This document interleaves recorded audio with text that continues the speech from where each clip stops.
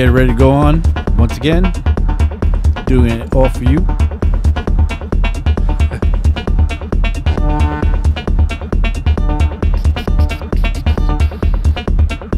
Just a couple more minutes and then get cracking.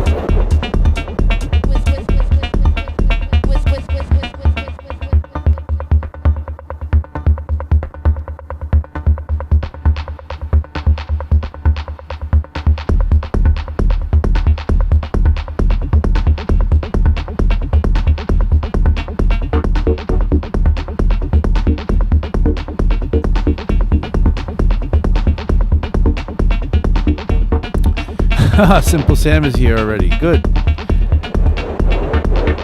Simple Sam always has to organize his dinner before he gets here.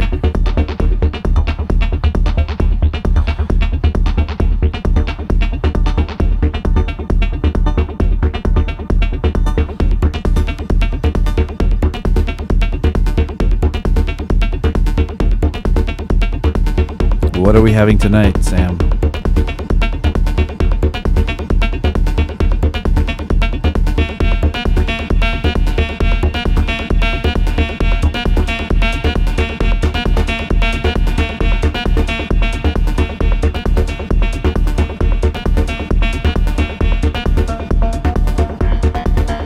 Thomas Till, hello.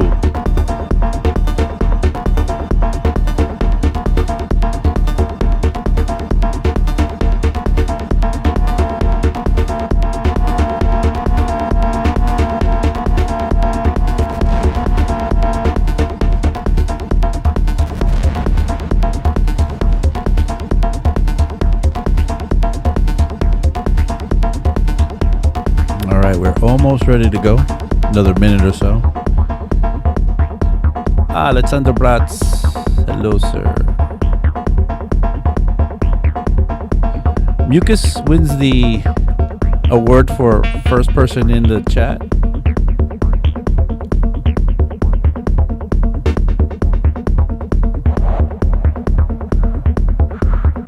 Hello, Jan Kalinowski.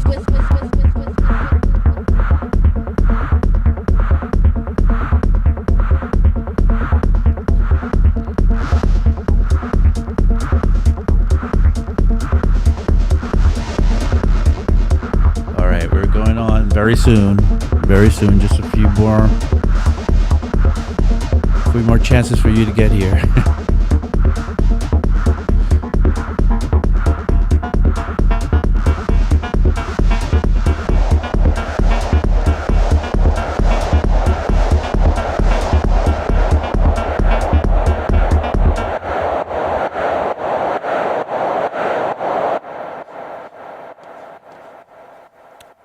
Okay, let's start the show.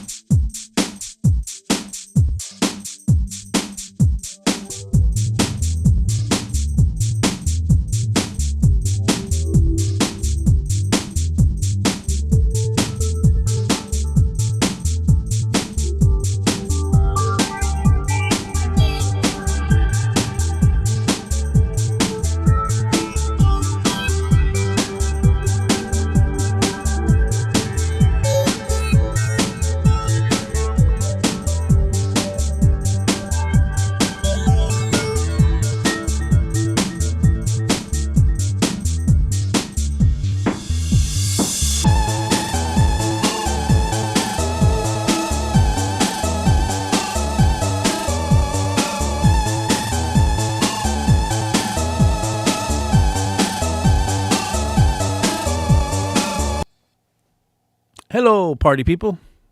Welcome back. It's Friday, Fun Friday, 1 p.m. My name is Abe Duque. I'm here every Friday at 1 p.m. on 343 TV. 343 TV comes from 343 Labs. We're a school. We have schools in Berlin, New York City, and, of course, online. Come and visit our website, 343labs.com. You will see what we're all about. Maybe you can take a class with us. Just getting ready to do this. Actually, I am ready. I was getting ready before this show. Mucus is the winner of the first person to arrive at the on the chat and say something while I was getting ready. I saw Mucus say something. Mucus says, if the track you're transitioning into seems lower in volume, would you ever raise the bass to make the kick more present instead of just raising the gain? Also, the intro track is Fireman. Okay. Yeah, the answer is yes. Yes, I would. We're going to be doing some of that stuff today. Francesco Maurice from Italy says, hello, good evening, or good afternoon in the United States, but good evening, Italia. So let's look at what we were working on, and let's pick it up where we left off. We were working on an Ableton track, which we wrote some parts to, and we've been doing it for a few weeks. I think this is the last time we're going to deal with this one, and then we'll start a new one soon. But we didn't have an arrangement, and I kind of just went off and did a bit of a hasty arrangement here. If you can see, maybe I'll start playing it so you can remember what it was. There's our track. And some parts here. Let me just get all these together and make it so that you can see them all. So we had that bass line coming from that Mini Moog, from the Mini V from Arturia. We recorded the kick drum that's going to come in from the actual 909. We started on 909 day with that one. So actually coming out pretty cool. I mean, I spent about maybe half an hour dropping a little arrangement here before we started the show, just that we have something to kind of make it feel like a track already.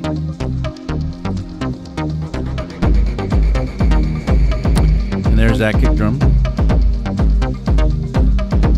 Big one. We tried to replace it last week with a smaller kick drum, and somebody got mad. Somebody that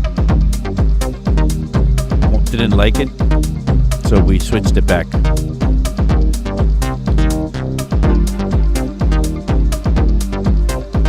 So we have recorded a few parts. I mean, we recorded a lot of parts, and I've tried to incorporate them into the mix here best I could.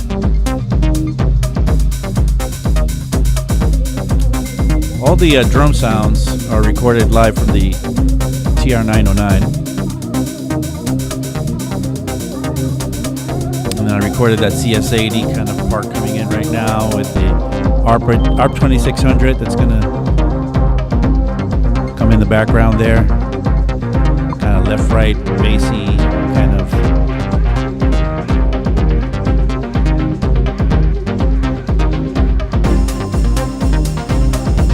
Now, today, what I want to do is go about maybe talking about how, I have nothing on the master. I haven't even finished mixing this yet. Let's see, what do I have on the master? I have just a Spectrum device on the master. That means it's not treated at all on the bus, on the master bus. And I want to go about telling you, doing it the way that I usually do when I write a track. That's how I process the master. But first things first. Now, one of the reasons that I was looking to get that kick, I'll stop it for now. Get that kick replaced was because it was sounding wonky. Like it was not sounding like, like listen to where it comes in. It's a little off. So we're going to fix that today. Now, we tried to fix it last time, and the way we tried to fix it was, let's just kind of loop it in this area here. The way we tried to fix it was, let's look at it. We tried to move the start position to a tighter place, but it just didn't ever really feel right. So, where we do that now, I'm going to show you how we can actually get that fixed. I'm going to put that against the metronome. And And once you have it against the metronome, you can think about how to like maybe move it in time a bit. So let's get that. Let's get the track delay going. And if I move it forward, it sounds worse. It's not going to be forward. It's going to be back. I'm going to have to move it back in time. Some people might call this moving it forward in time. But as you see, as I get more negative numbers, it starts getting tighter. So listen to that. At 17 and negative 17, playing it against the metronome, sounds a lot tighter than, let's go back to this one. See how it's off. The peak of the transient goes off in a different place. So I think I'm gonna like it better at negative 17. And let's turn off the metronome and turn the track back on. See, now it's the same kick, feels good, but it's got the right way of presenting itself. So one of the other things I'm going to do to this kick, I'm going to try it. I haven't tried it yet. Sometimes this works really well. Sometimes it's like, well, what did you just do? But what I'm going to do is I'm going to take a limiter and put it on that kick and see if I can't like maximize the potential of it. So I'm going to lower it a little bit and press the gain up here,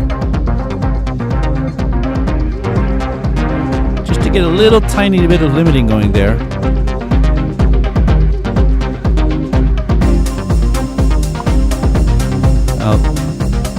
Without it, yeah, it sounds a little sloppier. Let's go back with it. See how much tighter it feels in there. And just quickly look at it under the spectrum. And I do have a lot of really low stuff happening here. And on 4 on the floor, you really do want to make room for that kick and bass combination, right? So I'm going to add another EQ. Even though I added Pultec before, I'm just going to add another EQ to slightly take away the stuff on the very low end side of things. So I'm going to drop it right here. Yeah, that's a lot lighter and feels a lot better. Take it off. See, it's all bloated. Let's go back to the top. So we got that working. And the next thing I wanted to do is that I felt that the kick drum was thick and nice, but the bass line it had lots of okay stuff in it, but I want a little more low end for that bass line. Just a little more. And so I'm gonna grab my favorite, you know which one I'm grabbing for, right? It's gonna be Simple Sam just called me clever. Thank you, Simple. So let's go to the Pultec and drop that in there. Now, if you have any questions or any comments about what you're seeing, please drop them in the chat. I'm constantly being distracted by what you guys are writing in there, and I'm totally into just dealing with something that you might want to talk about. So look at how much I can add with 30 hertz there as far as girthy low end goes. Now I'm just exaggerating. I always love to exaggerate. If you come to my classes, I teach mixing and mastering at 343 Labs. You would hear me always talking about how I love to exaggerate things just to kind of get to the point quicker and know that I'm doing it right or not, By the way, if you like what you're seeing, give me a like, because I always say I like to impress my friends with it. But all right, let's check the difference now. I've added quite a lot of boost and attenuation to it. Let's take this out. See how not only did it lose the bottom, but it lost character.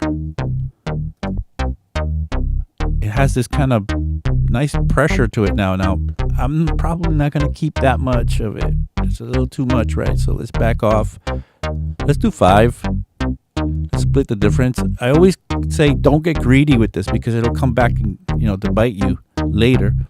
But you definitely can have some. Let's take it. Let's see what happens here. That's nice. Let's put it together with the kick drum and see what that feels like. So kick drum, please play for me.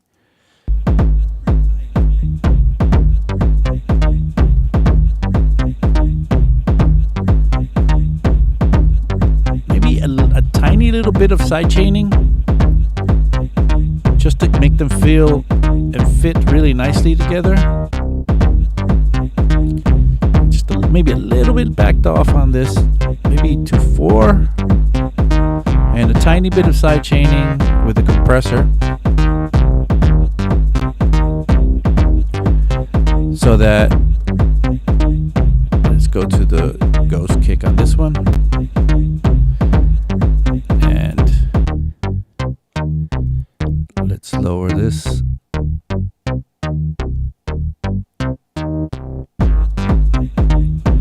Do it to peak. Peak means the louder sounds, not the RMS. The RMS is more the average sounds. I play with the attack so it really gets to the transient more than anything else. Let's solo it, see if it's giving us any clicks.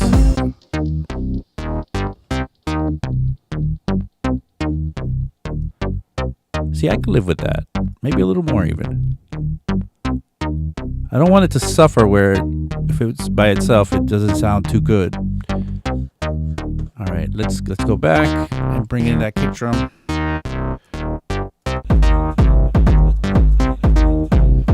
Hey, TI80 Mark is here, saying hello to everybody in the chat. Okay, let's do something else now by grouping these two, the kick and the bass, together.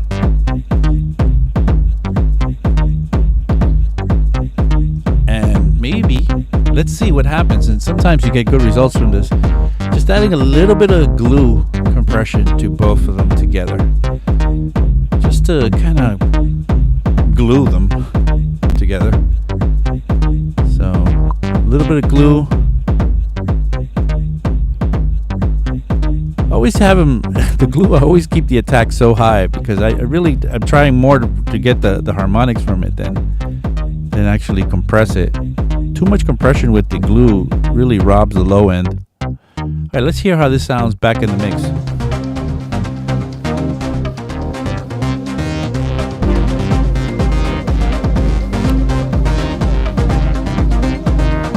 So Mucus asks if I prefer EQ plugins to the Ableton ones in terms of final overall sound quality.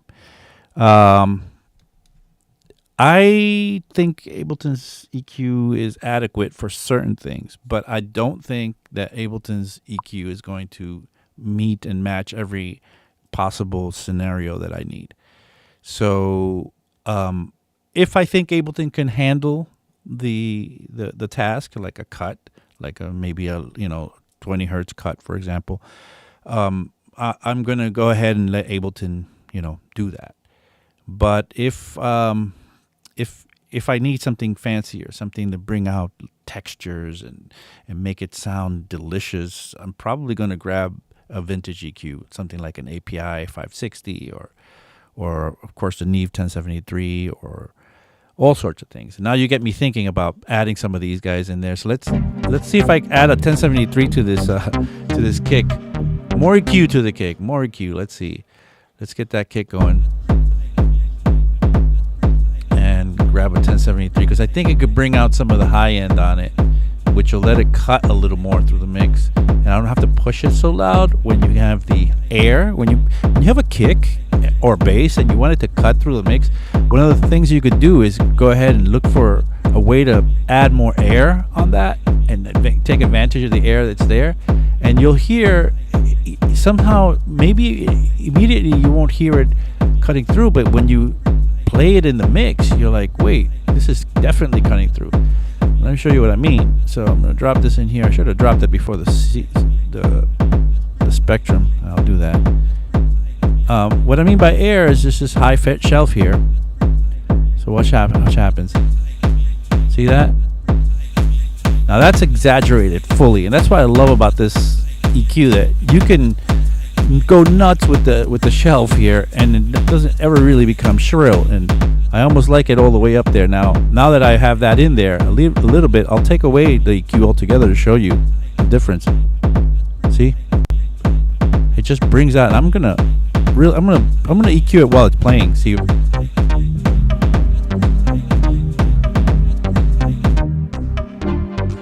So let's say the EQ, the kick is gonna come in soon, and then I'll work the EQ. Again, if you like what you're seeing, please hit the like button and subscribe to our channel. We have like what do we have here? We have 27.8. Every week it seems like we're getting another 100 people. Okay, should be coming in soon, kick.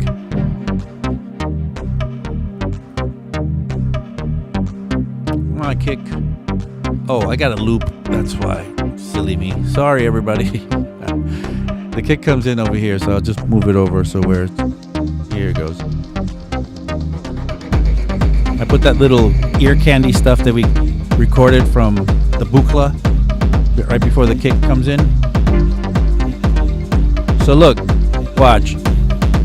Look at the kick with just this air, and I'm gonna take off the Need 1073 while it's going. Watch. Ready? See how it's just muffled up and you're like struggling to hear the kick? With that, the kick just comes right out there. So I'm often using this 1073 only for the shelf. In this case, I put a ridiculous amount of air into it, but that's okay. Just for fun, let's see how it sounds a little bit on the bass line. Let's see, get that. Okay, that's a lot.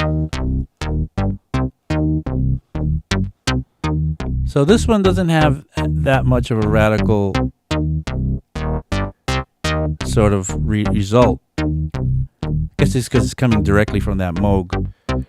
So let's just take it out. Let's not overuse things. But back to the kick, the 1073. Now, what that makes is I can actually lower the kick a little bit in volume.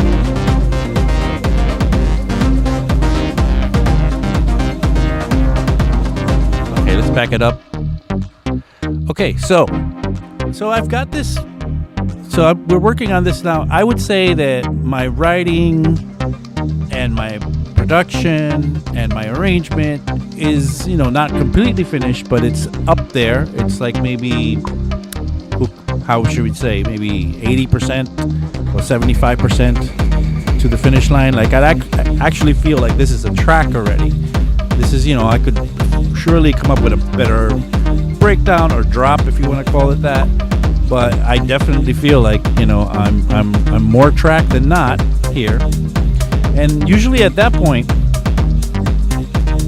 I will come to the master and start to drop some effects in there. And the ones that I'll start with at this point are going to be an EQ. And I'm going to go straight to the good stuff. I'm going to go to the fat filter. Always having a spectrum on there to see what the sound looks like. Look at that low stuff here, under 20. I still want to clear up that kick drum bass line combination, which happens around here in the spectrum with house music and with techno. So I want to get this cleared so that I can make a better clarity over here. This doesn't go for all sorts of music. You know, when it comes to like trap or something more organic like a jazz trio, I might just leave this alone. But in this case, I'm really going to grab and take out all that low end stuff. So let's grab the Pro Q3, drop it in here. And what we're looking to do is get a low cut with maybe a 36 dB per octave cut and set that to around 20 hertz to begin with. And you can see already, look at what it used to be. Watch when I turn this off, you see that this will go straight. See how that goes straight? And the benefit, well, that's in the amount of energy that we've saved here.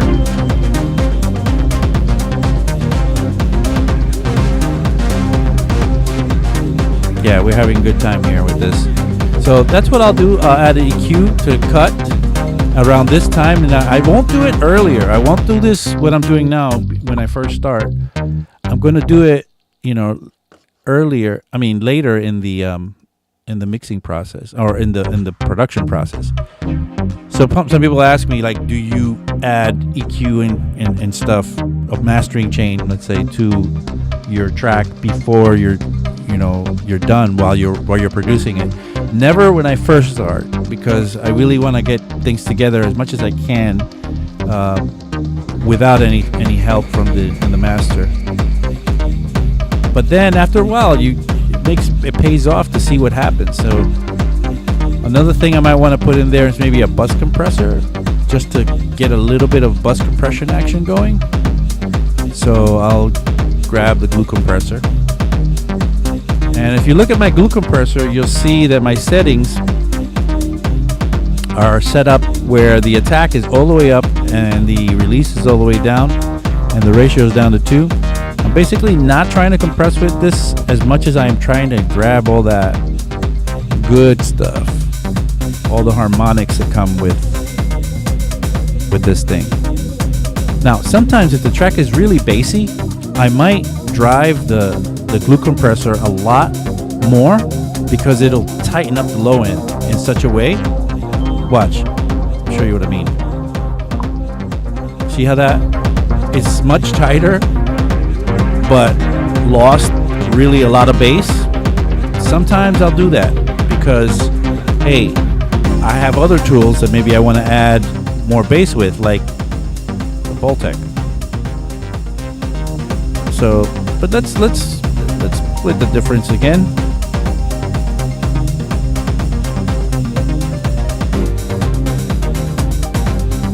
Okay.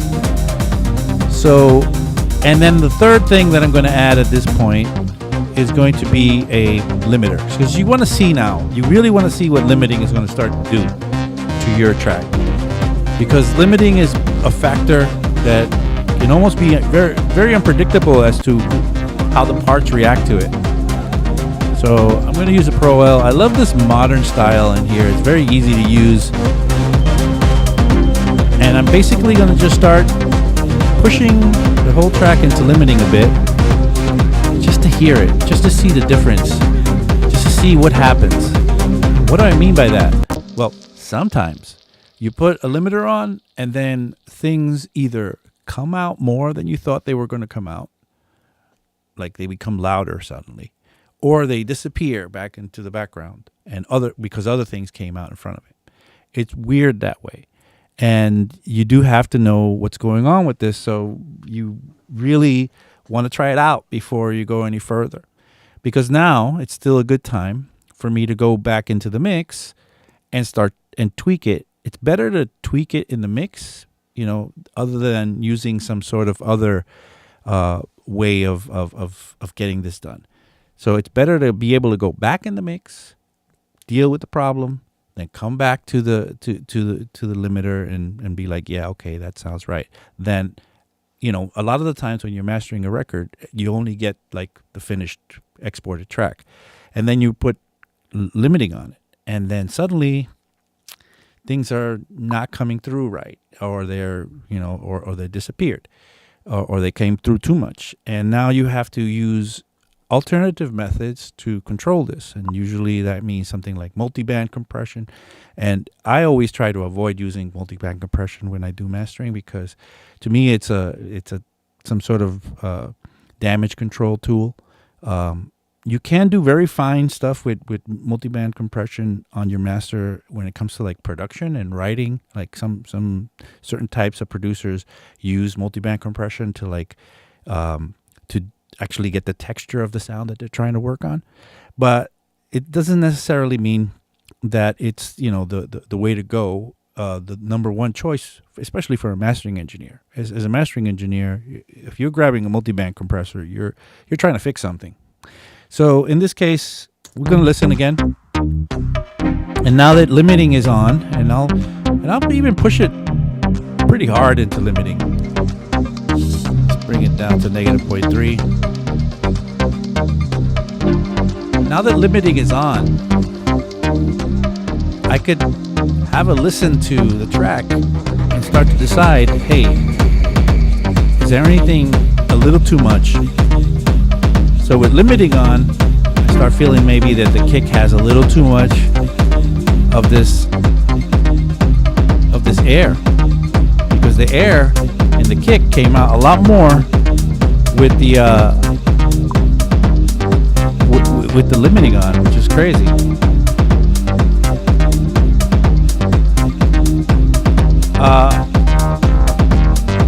Sully Velasco asks about Fab Filter having a multiband compressor with expansion. Can you explain that a bit? Yeah, Ableton also has a multiband compressor. Although if I had to use it, I would probably use the multiband compressor in Fab Filter for sure. By the way, you're watching 343 TV. My name is Abe Duque.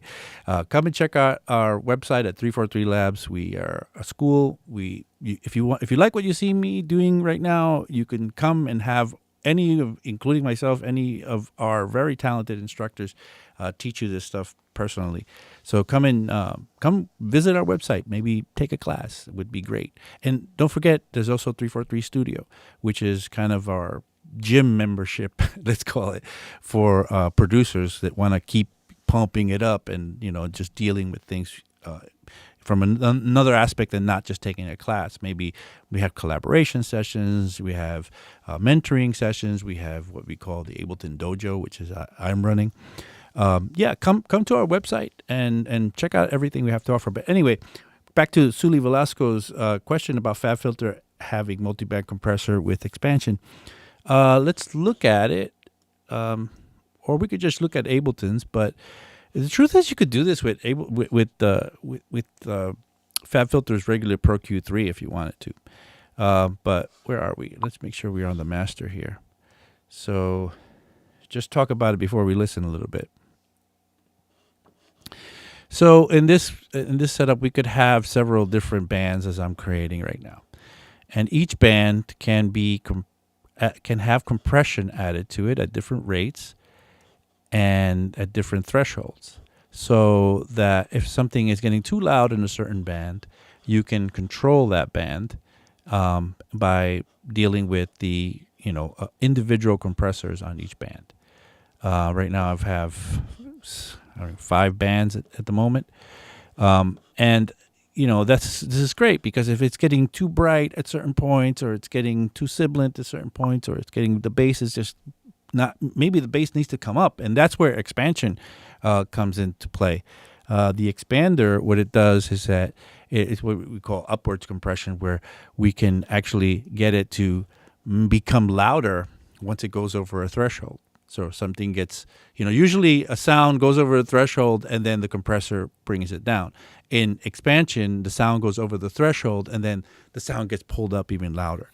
So if you have an element that you can hone in on, let's say it's a snare element and it's not loud enough in the mix, you can kind of find the band where it's mostly in, because snares everywhere, right? But you can find the band where it's mostly in, and then when it gets louder, it'll be pulled up and it'll be much louder. This is a great thing to do with multiband compression.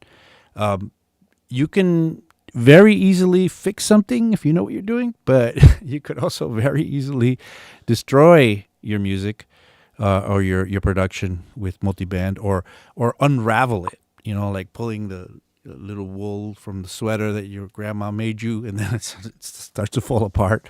That's what what multiband can have a potential of doing. So be careful when you use multiband. Once again, for me, I try to avoid it. I try to do what we're going to do now instead, which is to try to deal with. I master my own tracks, so I try to deal with anything in the mix before I go and try to use a multiband to repair it, because I can repair it in the mix. It's not a problem that I can't fix, because I can do it in the mix. If you know that song, tell me in the chat what song that is. That's a quote from an old disco record. Okay, so let's listen. Let's have a critical listen now to the track. And we already decided that the kick had a little too much bright high air, because it came really out when we put the limiter in.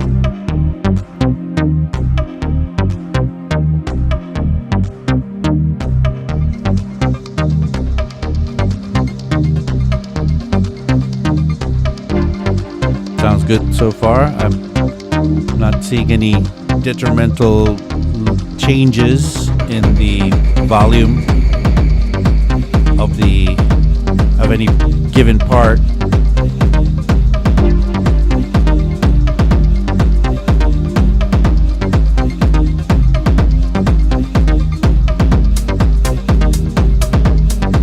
Everything's kind of in the place it should be, if you ask me. I mean, you guys could tell me in the chat what you think. If you think that I should address a certain thing or another.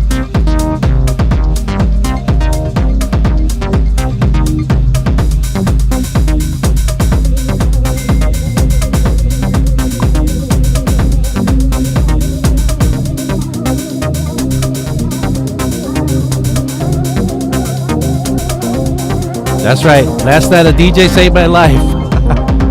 That's right. There's not a problem that I can't fix, because I can do it in the mix. Sully Velasco wins that one.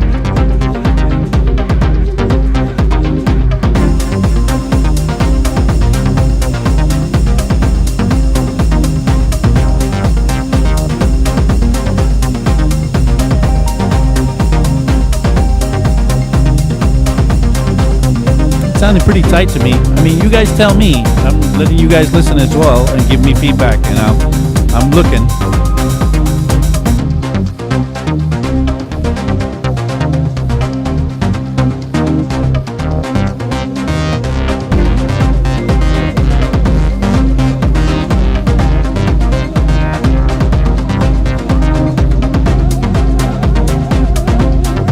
So far, so good.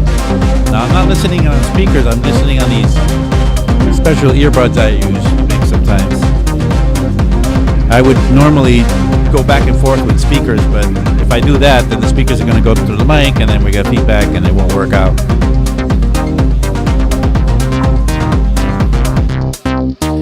Yeah, John Selway's here, and John Selway's asking, what about shining up the highs?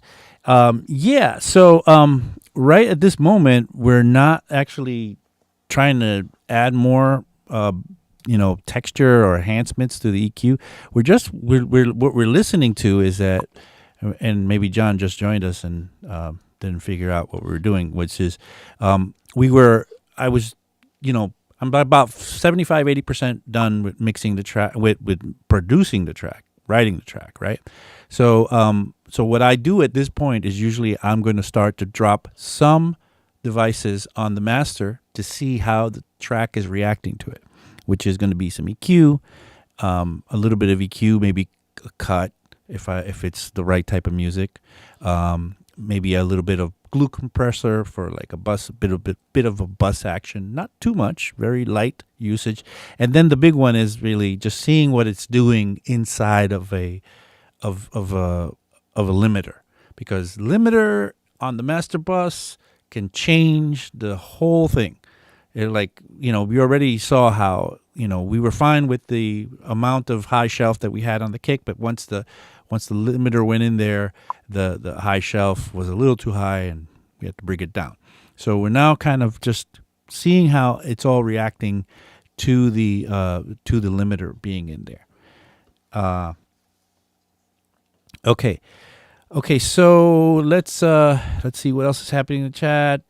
People are happy to see John. John, please tell everybody what you're going to be doing tomorrow for your show. John has a show on Saturdays at 1 p.m. We say it's Techno Saturdays, but sometimes it's Electro Saturday. A lot of times, maybe a lot more than Techno sometimes.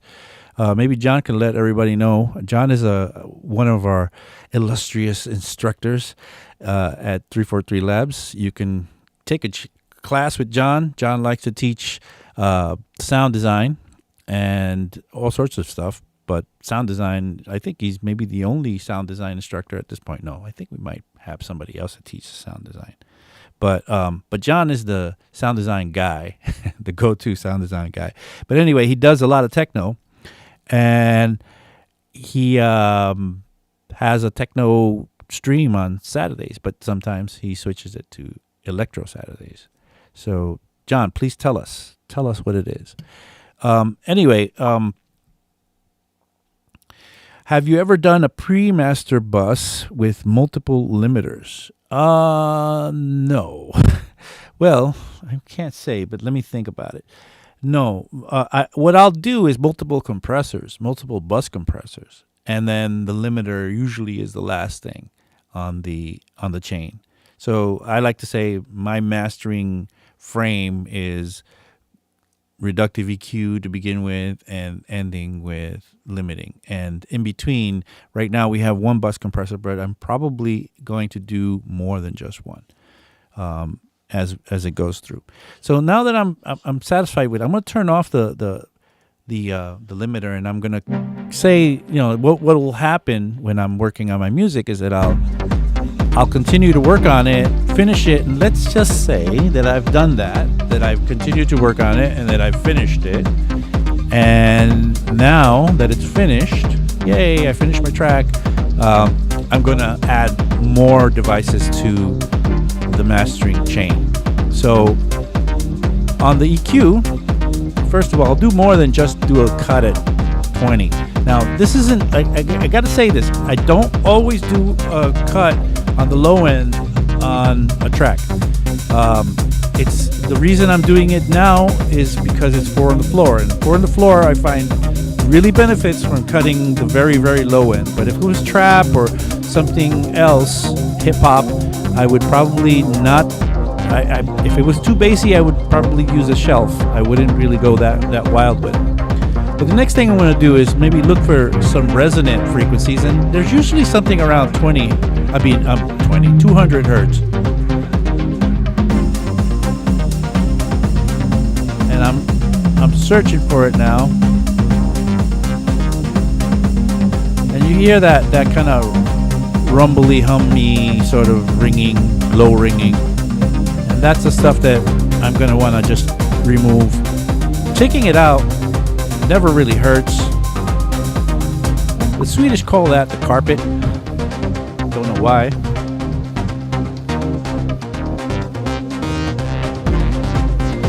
Suli Velasco wants to know what type of phase I select on the EQ, on this EQ. So there's I think what they're talking about is this zero latency natural phase and linear phase mode, which prevents some interesting phasing that happens, because filtering is a function of phase, right? So when you start to use filters together, you can cause phase cancellations inside of your mix. So to prevent that, Fat Filter gives us natural phase and linear phase mode. The problem with these two is that the good thing, let's say the good thing first, is that it fixes that problem. You won't have any phase, cancellations, kind of creeping in insidiously in your mix, but you end up with a lot of latency. And it could be annoying to try to work with EQ when you move it to a certain spot and you got to wait another, maybe half a second before it catches up with what you're hearing. So it could be very annoying to do that. Uh, Keter, I guess I'm sorry if I don't pronounce it right. Bosch asks, what is your view on plugins like Soothe? I think it's great.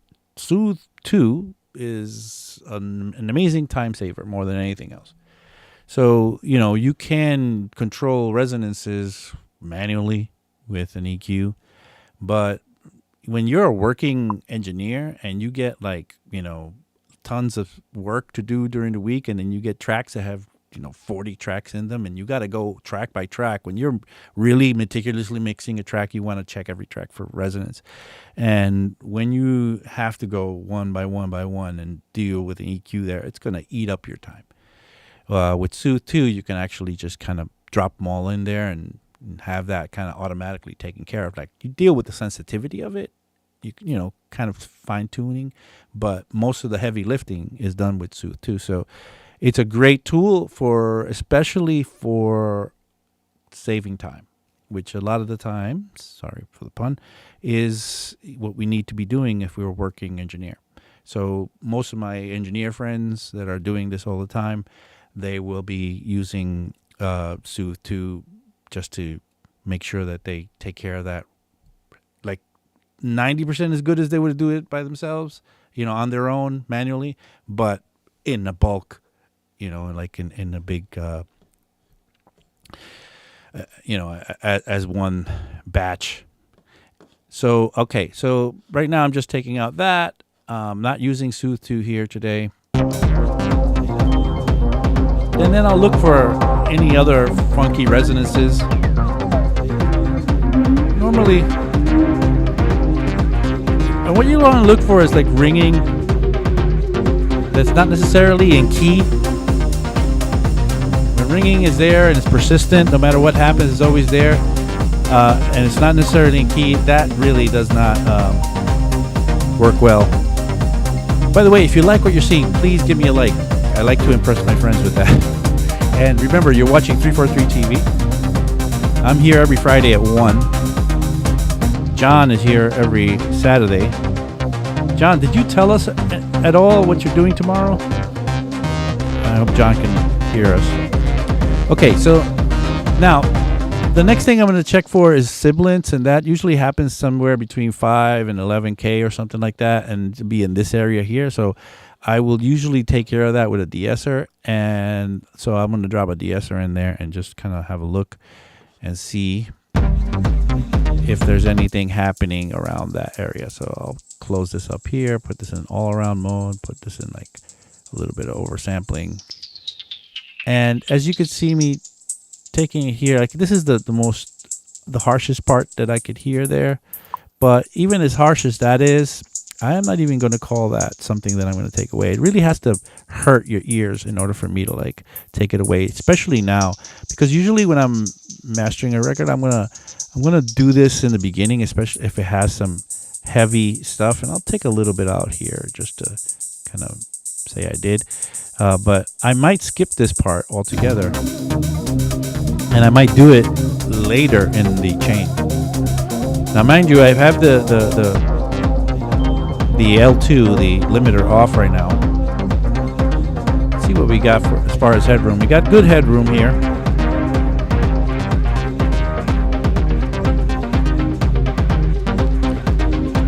So Cosmic J puts on nerd specs. All EQ is affected by changing phase, but that's not important right now. Well, all EQ, but let's talk about filtering, which is a complete function of phase. So filtering happens through phase. EQ happens through amplitude. So you do get some problems with EQ and phase, but filtering, that's where the real problem is. Anyway, let's move on. So now that I've got that reductive EQ going and I got the initial compression, maybe I'll add a little bit of enhancive EQ like John was asking me to do earlier, to add some, like put some more sheen on things. So let's do that. Let's grab that 1073 once again. Now, if I really think the texture of this track could need help, I would probably grab something like a API 560 to like just really make sure that I get it right, but like bring out some nice texture in it. But I'm gonna grab a 1073 now to just brighten up the highs a little bit. So where is the Neve 1073? I guess I gotta go to the ends. And there it is. So I'll drop it in there. Oh, drop it before the compressor. I mean the limiter. Makes no sense to do that. Everything limiters last, right? So let's see how it sounds like when we just brighten up this. See, that's too much, of course, but a little bit of it is gonna be okay. I would say I could live with that there. Maybe a little less, but watch what happens when I take out the T1073. It brings life into it, breathes life into this track. Okay, it gets dull without it. Suli wants me to put Pultec on there. We used Pultec before, but let's do it. Let's see if we can get away with pumping it up a little more. Bump it up. Where's the Pultec? Let's add some Pultec.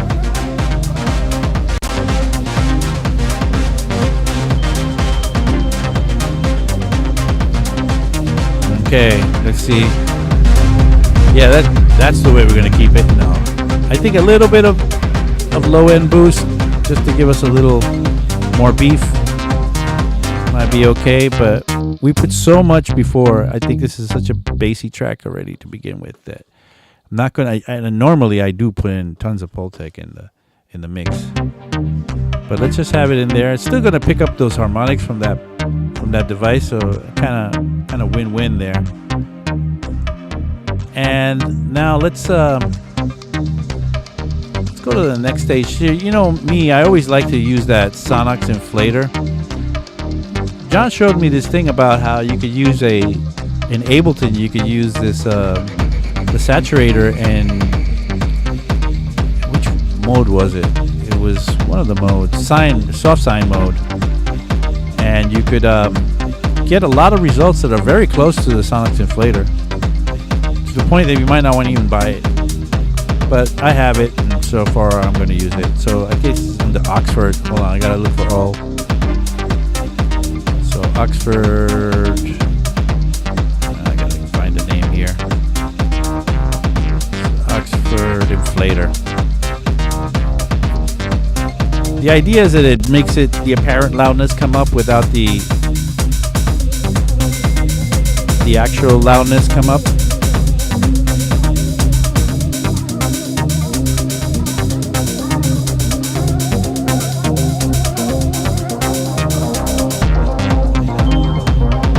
So let's see the difference between that and that. See, the apparent loudness got really in your face there.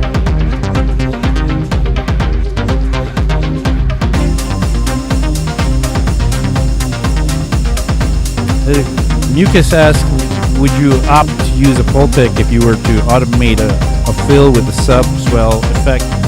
Why not? If it works, all options are on the table. Okay, so now let's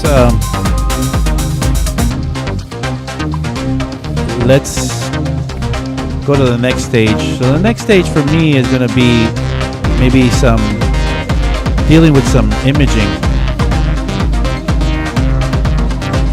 So I'm gonna go and grab me an imager of some sort, and you know which one I like. It's always the isotope one.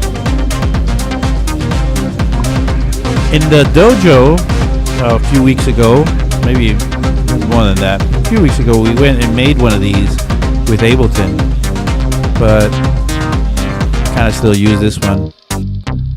But we do things like that in dojo, in the Ableton dojo. We build things and we talk about nerdy stuff. Oh, Roshane is here. Oh, Roshane, welcome back. Okay, so let's deal with some some stereo here. So lowest band needs to be much tighter than this. This is too crazy. Like usually what I'll do in the beginning is I'll add a utility and narrow down the bass and put it in bass mono, but I'm gonna do that now. So let's just bring it as narrow as possible. I don't need any stereo subs. That just doesn't help anybody.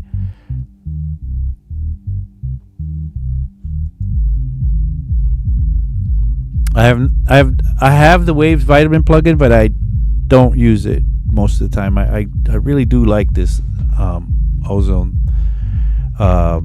imager. Okay, so got that one. Maybe give it a little more places to go, but not much. Then this band here, which is the band, that I would say 140 to 2K or sometimes 200 to 2K, where I really do like to expand the stereo on it because it does a lot for apparent loudness and fullness, especially in headphones. So I'm just gonna boost that. And maybe a little bit less on this band. This band could get dangerous because you can start to get some sibilance going in, and especially this one. This one's going to add maybe a little more sibilance, although it's supposed to be air. But by the way, if you like what you see, please give me a like and subscribe to our channel. Please give me a like because I like to impress my friends and show them how many likes I have.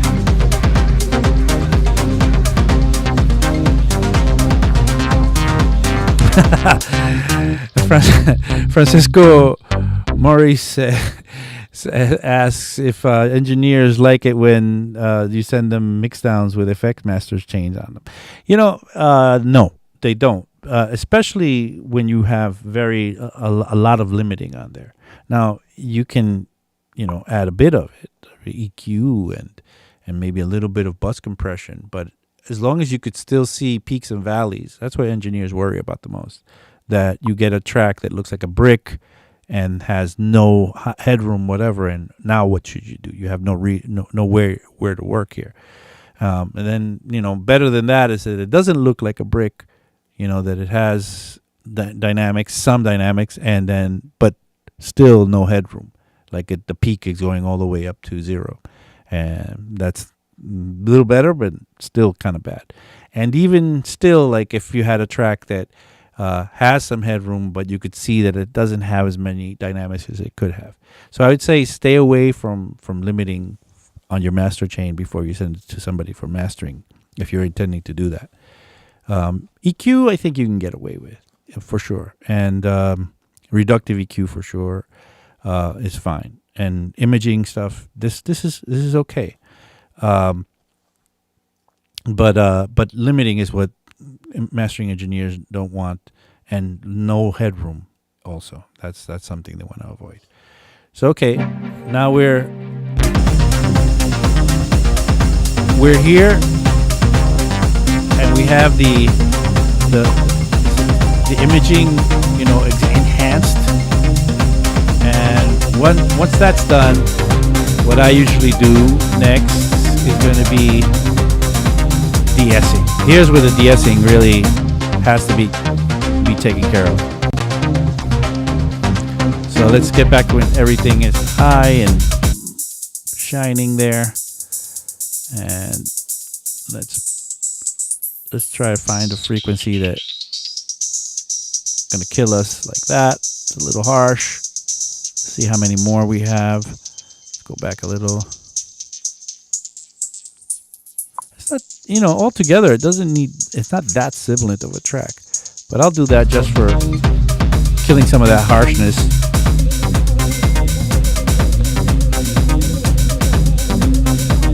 Okay, and now that we got that done, I'm gonna add a little bit of bus compression, and if you know me, I'm gonna use that Magic Death Eye. Get that Magic Death Eye in there. I love this because it has a 150 hertz filter, and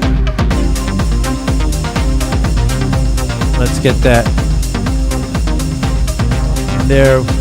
You only choose between 1 and 2, 3, 4, and D1 and D2 are not really good for the job.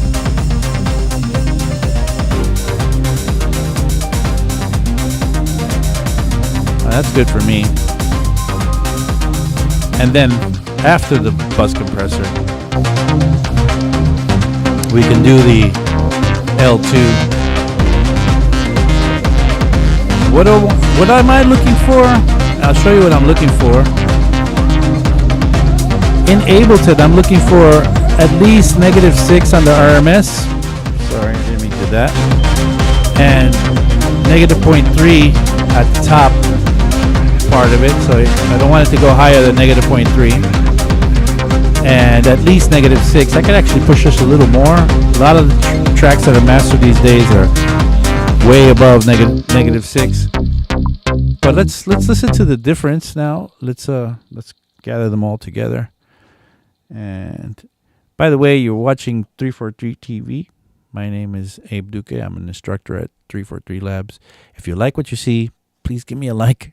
I think a lot of you have already given me likes because there's so many likes on there.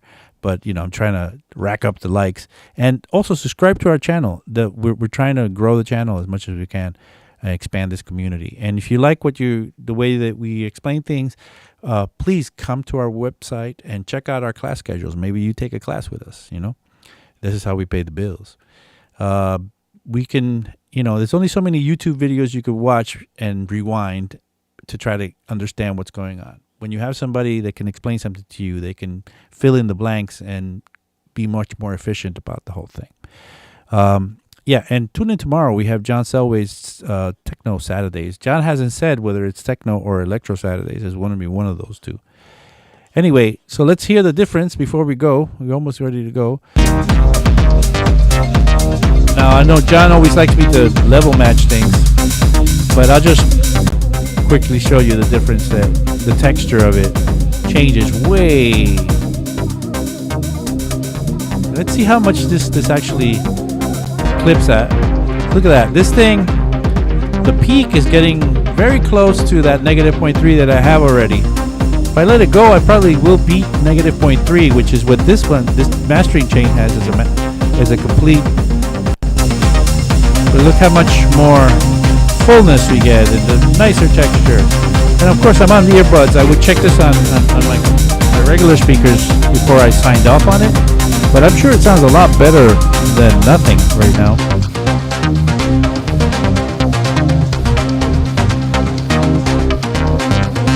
Simple Sam watches all the videos.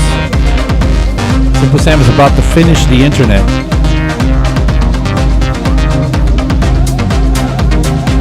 All right, let's do a little level matching just for fun. Let's grab a utility and drop it on this.